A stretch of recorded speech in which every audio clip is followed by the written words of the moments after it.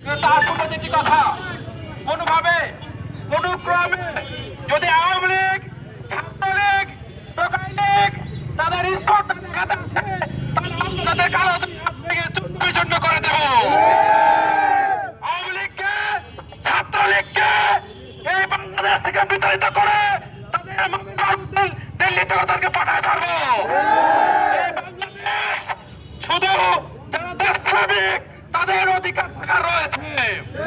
যারা দেশকে বিক্রি করেছে, যারা দেশকে অন্যায়ভাবে লুটপাট করেছে, যারা দেশকে কালোবাজারি করেছে, তাদের এই বাংলাদেশে থাকার কোনো অধিকার নাই। আমরা আহ্বান জানাবো, যখনই বাংলাদেশে আওয়ামী লীগ, ছাত্রলীগ মাথা উঁচু করে দাঁড়াবে, সেখানে ছাত্র শিবির প্রতিহত করবে, সেখানে ছাত্র শিবির প্রতিবাদ করবে। সুতরাং দেশের স্বার্থে, জনগণের স্বার্থে ছাত্র শিবির অতীতে ছিল, বর্তমানে আছে, ভবিষ্যতে থাকবে। আজকের প্রোগ্রামে সবাইকে উপস্থিত হওয়ার জন্য আন্তরিক ধন্যবাদ জানিয়ে আজকে কর্মসূচি হচ্ছে। আসসালামু আলাইকুম ওয়া রাহমাতুল্লাহি ওয়া বারাকাতুহু। আর এখানে উপস্থিত মিডিয়ার ভাইরা উপস্থিত সংগ্রাম সংগ্রাম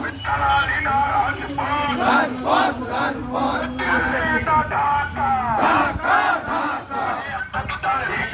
দৌড়া দৌড়া চলে পর একটা দুটা লিখ ধর সংগ্রাম সংগ্রাম